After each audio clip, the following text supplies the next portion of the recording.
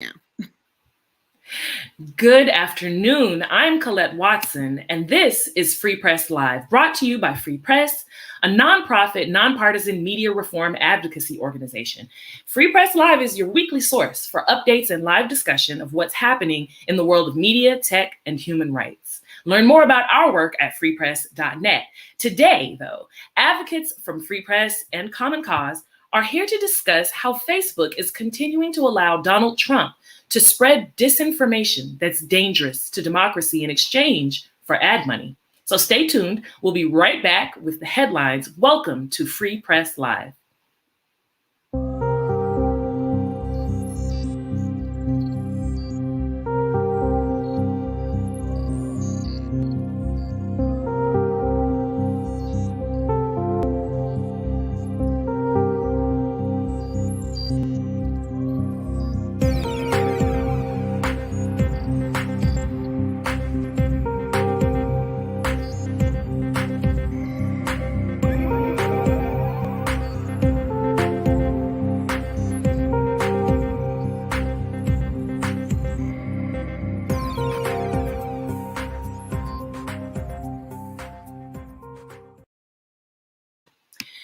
In today's headlines, new FTC Chair Lina Khan has laid out her vision for the agency in a memo to staffers.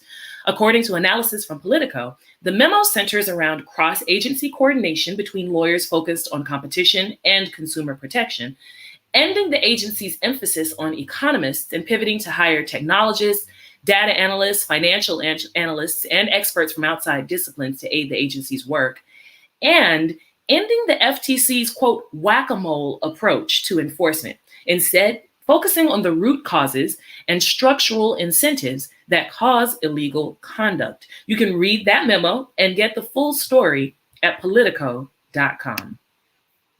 And in other news, a week after viral photos and reports showed Border Patrol agents violently expelling Haitian asylum seekers at the border, advocates from Media 2070, the Media Reparations Project at Free Press, say that dehumanizing media portrayals help set cultural conditions for unfair immigration enforcement when it comes to Haitians and other Black immigrants. According to Black Alliance for Just Immigration, Black migrants are nearly 3 times more likely to be detained and deported. And this week, the Biden administration is defending in court its continued use of a Trump-era immigration policy.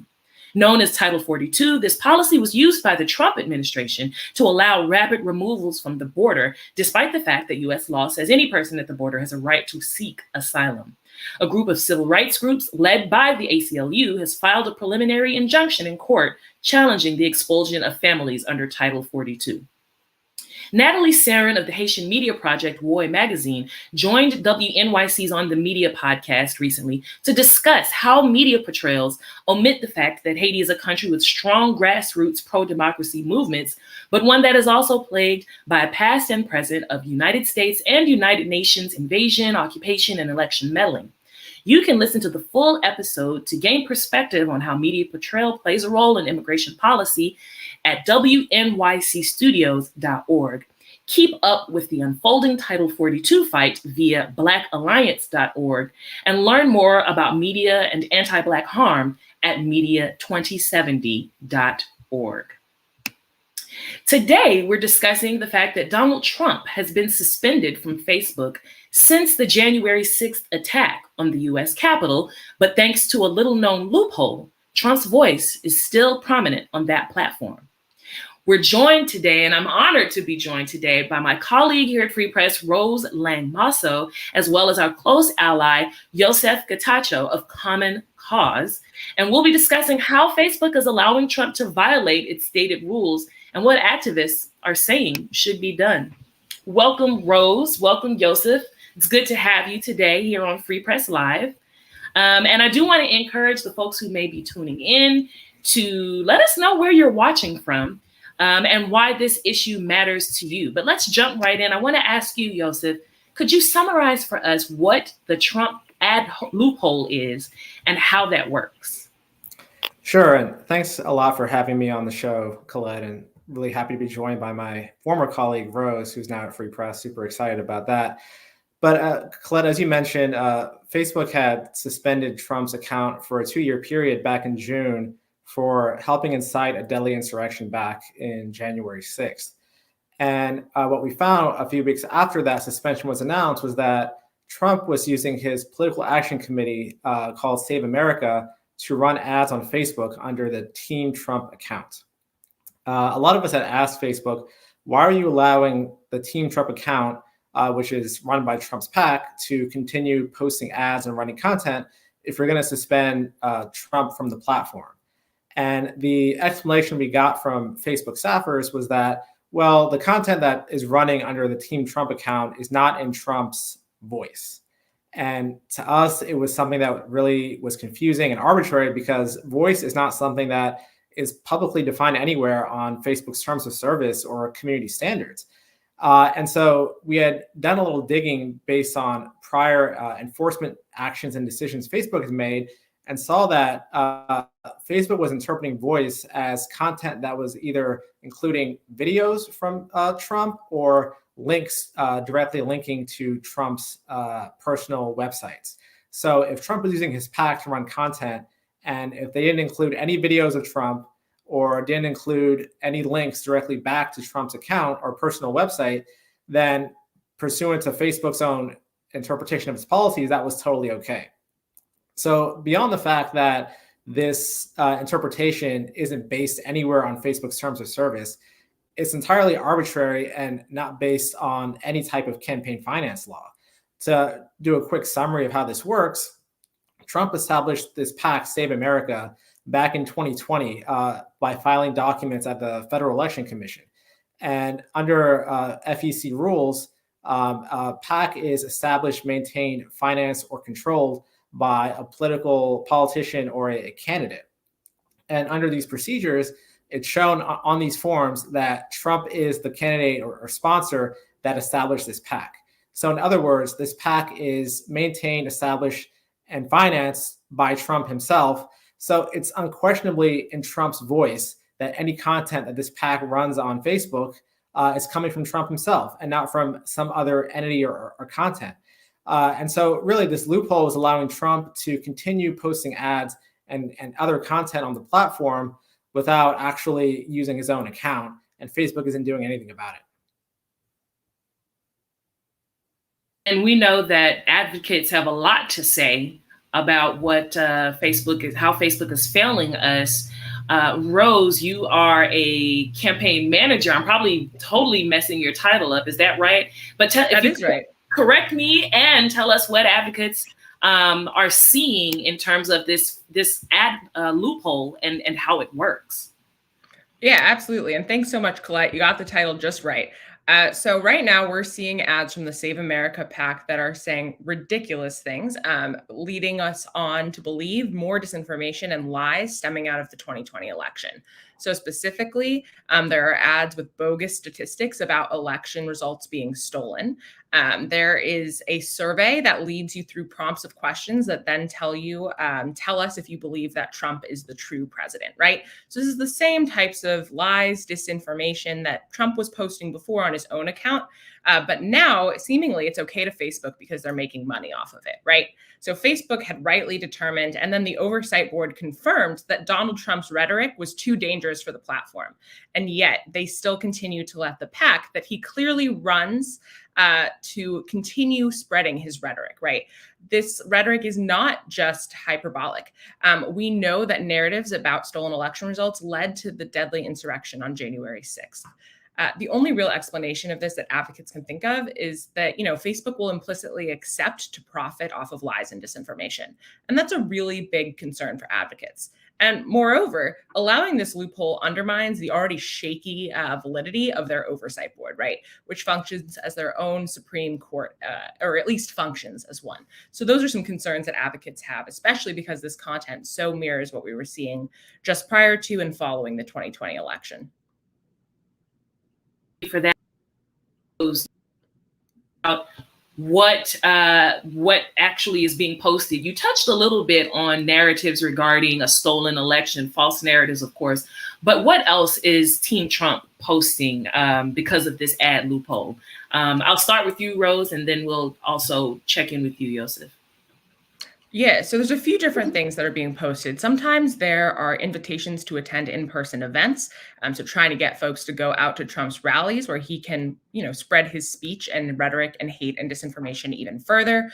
There are also a lot of surveys. That's a tactic that they're trying to use to get engagement. So the Save America PAC, for example, recently posted one about restoring election integrity to take the survey about if you think the election was rigged or not, right? Which is not something that's up to opinion.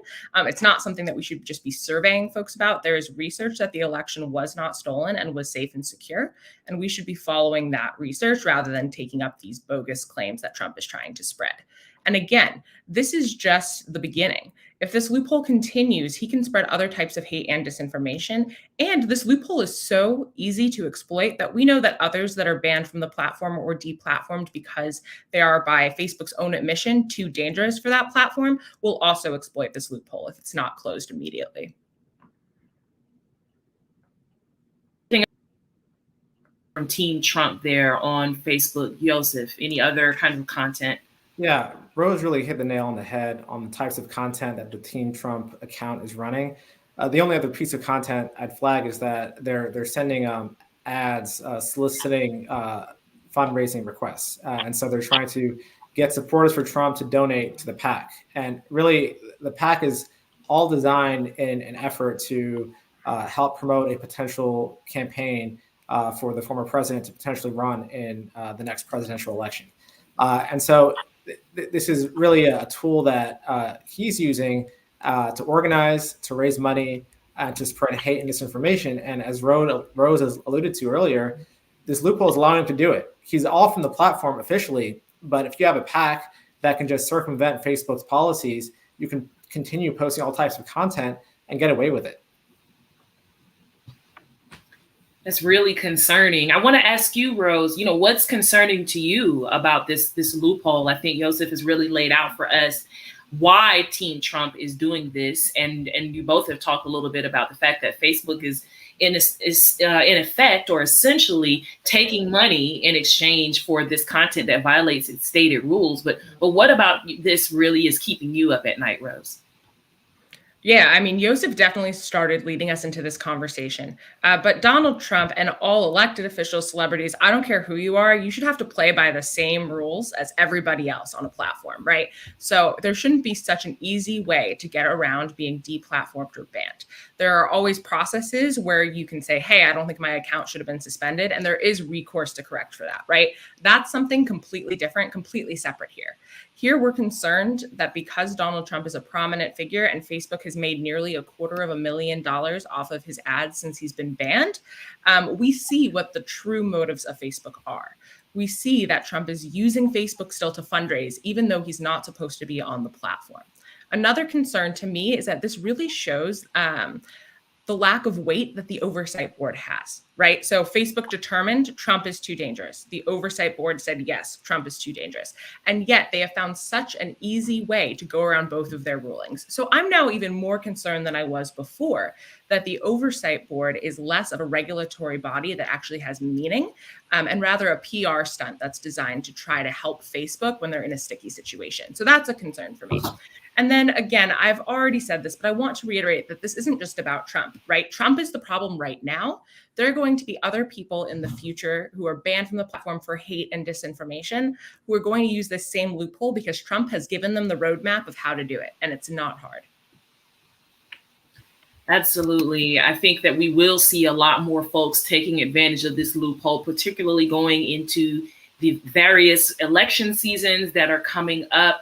And Rose, it sounds like you're saying the so-called oversight board is not really going to be a source of redress in this matter, which in my mind makes community power and organizing pretty important. Joseph, when we talk about the ways that people in community are holding Facebook accountable, what would you say is really our ability? Can we make a difference on this issue? Why is it important? Yeah, I think it's going to come down to individuals and communities collectively organizing to put pressure on Facebook, as well as our lawmakers and regulators to hold the platform accountable. This is really what this petition and this campaign is about, that Rose has really brilliantly led. It's that we're demanding Facebook close this loophole. As Rose alluded to earlier, if it's not Trump, it's other candidates or politicians that can use this loophole to circumvent enforcement action. Any politician can create a PAC and get banned or suspended from the platform, but use that PAC to actually continue running ads, posting content, and making a mockery of Facebook's enforcement practices. We also saw, over the last few weeks, that a number of stories and articles have come out showing that Facebook isn't enforcing its own policies. Facebook isn't treating everyone the same on its platform. And this loophole is just symbolic of the articles and stories that have come out. So again, to reiterate, it's really going to come down to collective organizing and making sure Facebook hears our voice, that they can't get away with not enforcing their policies or treating everyone the same on their platform. And if Facebook itself isn't going to listen to us, then we have collective pressure on those who are in power in other institutions to hold them accountable. Rose, I know you have plenty to say, being a vital leader of our campaign here. What is happening with activists, and how can folks watching get involved with holding Facebook accountable for everything Yosef has described? Yeah, so alongside Common Cause and other organizations in the Change the Terms Coalition, we've been moving a petition on this to demand that Facebook close the loophole. This is something that would not be hard for Facebook to do, right? So 250,000, nearly, not quite, about 220 the last time we checked, is a lot of money for Trump to be spending on ads. But to Facebook, it's a drop in the bucket, right? So this is something that they could easily close to show activists and other stakeholders that they actually care about rooting out disinformation and hate on the platform, and that they have respect for the decisions of their oversight board, rather than just taking them into account and then not considering it all. Tomorrow, we will be delivering a petition to Facebook with just about 120,000 signatures from members across the country. We're putting up this now. That way, if you want to be the 119,000 and whatever number signature, you can sign on to this as well. We will also be having a mobile billboard truck going through downtown DC tomorrow. And so we will be able to show this message loud and clear alongside our allies within the Change the Terms Coalition.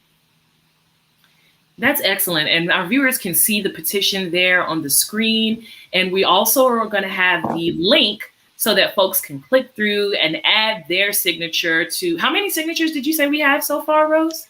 Nearly 120,000, which has really blown our goal of 100,000 out of the water. So people really are fired up about this issue. The loophole is an easy policy for Facebook to close, and they need to do it if they actually care about the issues that they claim to. Yeah, and if I can just quickly jump in here, part of closing this loophole is really what Facebook's policies are and what they aren't. They have this arbitrary policy around voice, which again is nowhere on their platform, nowhere in their terms of service or community guidelines, that they're internally using to justify certain content moderation decisions versus others. It's something that we at Common Cause and at Free Press have the resources to investigate, but the common person doesn't actually know that these rules exist and don't know who abides by these rules and who doesn't. And so part of closing this loophole is actually telling Facebook and demanding that Facebook actually define what is the voice of a public figure, what content constitutes enforcement action and what content doesn't. And if you're not going to do that, then you can look at future actions as potentially having loopholes and maybe not getting complied with their rules. So they really have to figure out where content lies when it comes to a public figure's voice. Absolutely. And sometimes in these debates, you hear people bring up freedom of speech and, that in a mistaken belief that this is a violation of maybe Trump's free speech rights or other public figures. But we understand and just want to make sure folks watching know that the First Amendment really applies to prohibiting government infringement on speech, but it doesn't involve a right to amplification, right? Which is what we're really talking about with Facebook and these other platforms that really allow folks to algorithmically be able to spread disinformation in this case that really undermines democracy and our ability to have safe, just communities where everyone can participate. I think it's really important with regard to voter suppression and some other issues that we'll probably be talking a lot more about as we approach midterm elections and so many local and municipal ballot initiatives. So I really appreciate both of you for your work. There's a lot of talk right now about voting rights, sending a shout out of solidarity to all those who are fighting to make sure everyone has equal right to vote. And as part of that fight, we're fighting against disinformation that chills people's ability to participate in democracy with truthful, accurate information. And I'm really grateful to both of you. I want to ask you before we go, and I'm going to put you on the spot. I didn't warn you about this. Joseph will probably never join Free Press Live again because I'm doing this. But how did you get into this work? I mean, what inspires you when it comes to advocating for a just media and technology system? Can I start with you, Joseph? Yeah, sure. I feel like everyone who's in this work is in it because they care about the people, they care about serving marginalized communities and those who are typically underserved by our current institutions. But it's sometimes rare to figure out how you fall or how you fell into tech policy or tech specific work. For me, it was trying to figure out how do I combine public policy with law with advocacy, and how do I be an advocate for those who are underserved or marginalized. And I saw technology as one of those spaces that was continuing to get a divide, whether it was access to technology, whether it was who is online versus who isn't, versus how you're treated online. These are all issues that are front and center in our tech policy today. And there are those who are advocating for the status quo, which means that there are millions of households who don't have access to internet technologies, or there are millions of households who are facing discrimination and hate speech online or voter suppression online. And these are the issues that we're fighting against every day. And my philosophy is always, how do we use all the tools in our toolbox? How do we use legal strategy? How do we use public policy, grassroots collective organizing to get change? And that's what I'm working on today. That's amazing. How about you, Rose? Well, for a long time, I've wanted to be a civil rights lawyer, and that's still going to be my ultimate goal.